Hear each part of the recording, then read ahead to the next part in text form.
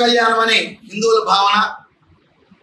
అటువంటి గోవును యథేచ్ఛగా వధించడం, వలసాలకు తరలించడం, సమాజంలో ఎదురవుతున్న అనేక ఇబ్బందులు, ప్రధానంగా స్త్రీల పట్ల జరుగుతున్న అనేక ఇబ్బందులు, చిన్నారుల పట్ల జరుగుతున్న లైంగిక వేధింపు లాంటి ఇబ్బందులు, దీనికంతా కూడా మాతృమూర్తులు ముందుకు రావాల్సిన అవసరం ఉన్నది. ఇది పార్టీలకి, కులాలకి, వర్గాలకి, వర్ణాలకి అతీతంగా జరుగుతున్న కార్యక్రమం మాత్రమే.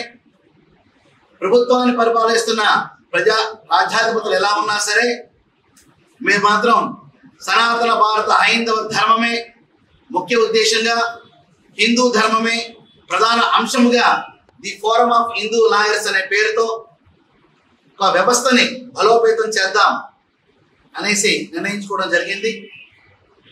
సెప్టెంబర్ 14వ తారీఖున ఆదివారం విజయవాడ మహానగరంలో తుంబలపల్లి వారి క్షేత్రీయ కళాక్షేత్రంలో ఆంధ్ర రాష్ట్రంలో ఉన్న 26 జిల్లాల నుంచి 150 బార్ అసోసియేషన్ నుంచి, బార్ కౌన్సిల్ నుంచి కూడా అందరికీ శుభ ఆహ్వానం పలుకుతున్నా. అందరూ రండి, కదలి రండి, కలిసి రండి, తరలి రండి. ఈ యొక్క the forum of Hindu lawyers అనే పేరు జరుగుతున్న ఈ కార్యక్రమానికి మీ వంతు చేయూతను అందిస్తూ, మీతో పాటు 10 మందిని తీసుకొస్తూ సుమారుగా 1500 మంది లాయర్లతో 3వ సమావేశాన్ని ఏర్పాటు చేసుకుంటున్నాం. ఆ సమావేశం ద్వారా తగు నిర్ణయాలను తీసుకుంటాం. ఈ కార్యక్రమాన్ని శ్రీకారం చుట్టాం. అందరూ సహకరిస్తారని కోరుకుంటున్నాం. శుభం భూయా. స్వామీజీ వారు చెప్పిన దాని ప్రకారం మేమందరం కూడా ఒక వ్యవస్థగా ఏర్పడి సమాజంలో ధర్మ ప్రస్థాపనకి మా వంతు కృషి మేము చేస్తామని, వారి సంకల్పం సఫలీకృతం కావడం కోసం రాష్ట్రం నలుమూలల నుంచి న్యాయవాదులందరూ కూడా ఒకటిగా చేరి ఆ వ్యవస్థకి బలాన్ని ఇస్తారని ఆశతోటి, ఆశయంతో దీన్ని ప్రారంభించడం జరిగింది. ఈ సంకల్పం ఒక సదుద్దేశంతో కూడుకున్నది కాబట్టి ప్రతి ఒక్కరూ దీన్ని అభినందించి ఆస్వాదిస్తారని చెప్పి ఈ సందర్భంగా తెలియజేసుకుంటూ ఉన్నాను.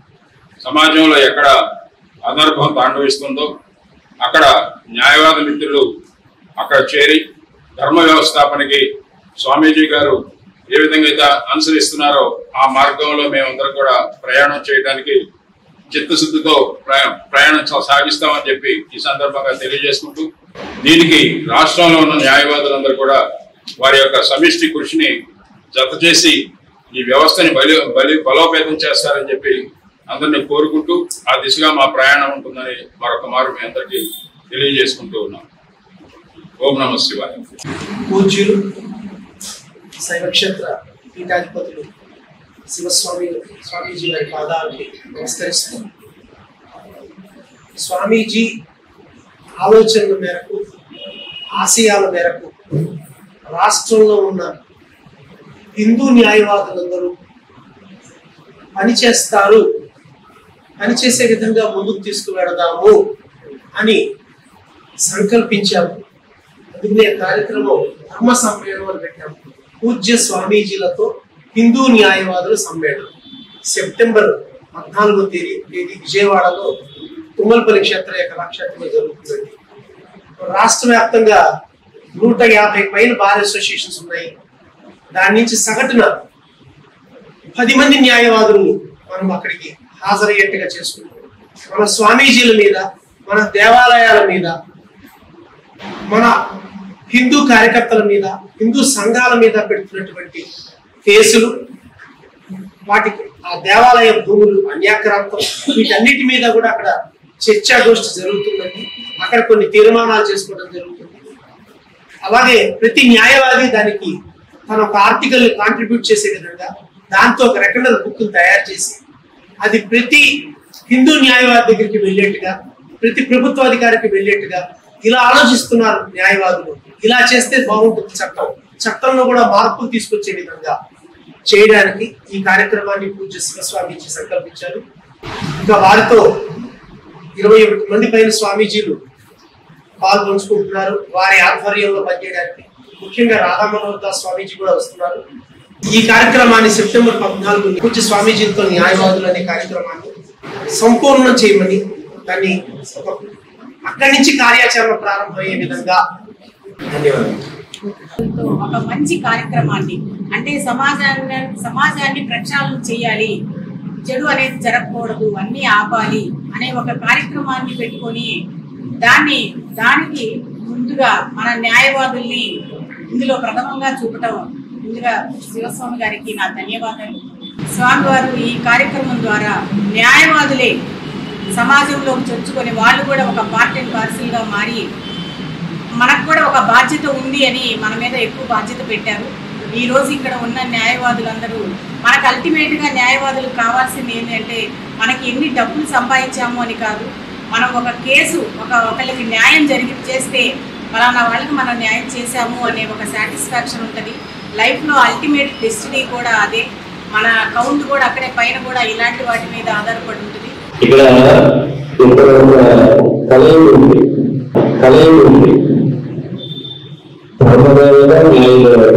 వాళ్ళ ప్రభుత్వం స్వామీజీలు, న్యాయదేవుడికి ప్రతినిధులు, న్యాయవాడు, వాళ్ళందరూ భారత మాతకి ఆరాధకులు. చేశారు. కలవలేక ధర్మం ఏంటంటే సంఖ్య శక్తి కలవలికి. మనం కలుపుకుంటూ కలిసిపోవాలి. ఎప్పుడైతే విడిపోతామో మనం పడిపోతాము, కలుసుకుంటే నిలబడతాం. క్రైస్తవులు, ఇస్లాము వాళ్ళ ధర్మంలో సత్యవస్తుంది. అప్పుడు మనం నిలబడతామా? మన క్రైస్తవులలో, ఇస్లాంలో వ్యతిరేకంగా మనం కలగకూడదు. అత్యంత సహజంగా మనం కలిసి ఉండాలి. గీతాచార్యుడు చెప్పాడు, పరిత్రాణాయ సాధూనాం వినాశాయ దుష్కృతాం ధర్మ సంస్థాపనార్థాయ సంభవామి యుగే యుగే. కానీ నేనేమంటానంటే సంభవామి క్షణే క్షణే. ఎప్పుడెప్పుడు ఏ ఆపద వస్తుందో ఆయా ఆపదలు మనం తలుపులు నిలబడి దాన్ని అధిగమించడం కోసము మనం ముందుకు వెళ్తూ ఉన్నాము. అది కలియుగం. ఒక అడ్వకేట్ పెంచుకుంటే 540 సంవత్సరాలు నిర్మించబడుతుంది. ఒక అడ్వకేట్ పెంచుకుంటే ముందుకు వెళ్ళకుండా గుండె తెరిచి చూపించబడుతుంది. ఒక అడ్వకేట్ పెంచుకుంటే ప్రధానమంత్రి కాదనేస్తే ప్రపంచంలో అత్యంత పవిత్ర నదీవతులనే జలాన్ని తీసుకొచ్చి సోమనాథ్ దేవాలయాన్ని పునరుద్ధరణ చేయగలరు. ఒక అడ్వకేట్ పెంచుకుంటే కాశ్మీర్ పాకిస్తాన్ లో కలపకుండా తన బలిదానం చేసి కాశ్మీర్ నిలబెట్టగలరు. ఒక స్వామీజీ తెచ్చుకుంటే ఒక వీర శివాజీని తయారు చేయగలడు. ఒక విద్యారణ్యం తెచ్చుకుంటే ఒక విజయనగర సామ్రాజ్యాధిపతిని తయారు చేయగలడు. హరిహర రాయలు విగ్రహాలు విగ్రహాన్ని తయారు చేశాడు. అంటే మనం తెలుసుకుంటే, మన సంకల్పం చేస్తే చేయగలరు. అందులో వేదం ఏం చెప్తుంది? సత్సంకల్పాన్ని దాకా భగవాన్. ఆ సత్సంకల్పం మనం చేసుకుంటున్నామా? 1500 మంది అడ్వకేట్లు ఇక్కడ ఉన్నారంటే 6000 మంది అడ్వకేట్లు చెప్పాలండి. 6000 మందికి మన ఇంట్లో పెళ్లికి ఎలా అయితే మనం పిలుస్తామో, కుంకుమొట్టు పెట్టి వాళ్ళని తప్పనిసరిగా ఆహ్వానిస్తామో అలా ఆహ్వానించాలండి. వాట్సాప్లోను ఫేస్బుక్ లో పెట్టి అవి రాలండి. అవి మూగవాటి. హృదయ భాష ఏంటి? వాళ్ళ దగ్గరికి వెళ్ళి సమయం కేటాయించారు. మనం బాలకాల్సి మెంబర్స్ రిటైర్డ్ చేస్తున్నా, ఇప్పుడిప్పుడే రిజిస్ట్రేషన్ చేసుకున్నా, అది కాదు. స్వామీజీ ఆయన మనం చేశారు. 21 మంది పిల్లలందరూ పంపించారు. తర్వాత ఎవరు పని చేయాలి? మన పని చేయాలి. మీరు సహకరించండి అన్నారు వీళ్ళిద్దరు కూడా. తప్పు. మీ సామాజిక బాధ్యత నిర్వహించండి చెప్తున్నారు. సహకరించండి. మన సహకరించండి అర్థం కాదు. It's our social responsibility. ప్రతి వ్యక్తికి కూడా 3 బాధ్యతలు ఉంటాయి. ఏమిటది? వ్యక్తిగతమైన బాధ్యత, కౌటమిక బాధ్యత, సామాజిక బాధ్యత. సామాజిక బాధ్యతను మనం నిర్వహించాలి. ఆ సామాజిక బాధ్యత నిర్వహణలో మనం విడివడిగా అడుగులు వేయాలి. అందుకోసం ఈ రోజు కూడా సుప్రీంకోర్టు జడ్జి ఏదైనా అనుమానం వస్తే విధుల నీతిని ఆయన అధ్యయనం చేస్తారు. విధుల నీతి. విధులు ఇక్కడ కూర్చుని చూసి కురుక్షేత్రం ఏం జరిగిందో మొత్తం కథ కట్టినట్టు వినిపించారు. మరి మీరు మీ ఎడాలో కూర్చుని ఏం జరుగుతుంది, జిల్లాలో ఎన్ని కేసులు ఉన్నాయి, ఎన్ని మండలాలు పేటాలు ఉన్నాయి అని నేను అన్నాను. ఆ ప్రశ్నలు ఉన్నారా? మన వెళ్ళి కళ్ళు చూస్తేనే కలిగి లేదు, లోపలేమి లేదు.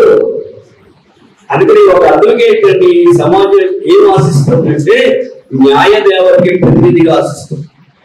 నేనైతే 4 రోజులు ఇస్తాను, 10 రోజులు ఇస్తాను. శ్రీకృష్ణ గారు యోజన చేయాలి. ఇప్పుడు నేను 10 రోజులు ఈ కార్యక్రమం కోసం ఇవ్వడం జరిగింది. కానీ ఎవరి చివరిలో ఈ 10 రోజులు ఇల్లు లేదు, వాకింగ్ లేదు, ఇంట్లో ఆవిడ ఫోన్ చేస్తే అమ్మ నేను వేరే కార్యక్రమంలో ఉన్నాను చెప్పడమే.